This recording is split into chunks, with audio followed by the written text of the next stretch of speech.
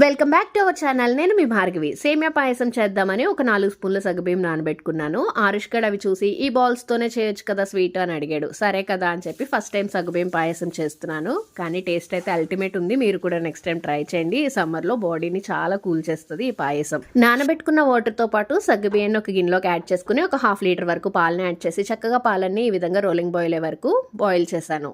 సగ్గుబియ్యం చక్కగా ట్రాన్స్పరెంట్లోకి మారిపోతే మనకి సగ్గుబియ్యం అనేది పర్ఫెక్ట్గా ఉడికిపోయినట్టే. తర్వాత దీనిలో కొంచెం ఇలాచీ పౌడర్ని యాడ్ చేసుకుని స్టవ్ ఆఫ్ చేసేసుకున్నాను. ఒక్కొక్కసారి మనకి బెల్లం స్టవ్ ఆన్లో ఉండగా వేస్తే పాలన్నీ విరిగిపోతాయి కదా, సో అందుకే నేను స్టవ్ ఆఫ్ చేసి బెల్లాన్ని సన్నగా తురుముకుని ఈ విధంగా యాడ్ చేసుకుని ఒక 2 నిమిషాల పాటు మిక్స్ చేసుకుంటే బెల్లం అంతా కూడా కరిగిపోతుంది. లేదంటే కొంచెం వాటర్లో పాకంలో మార్చుకుని అయినా స్టవ్ ఆఫ్ చేసుకుని యాడ్ చేసుకోవచ్చు.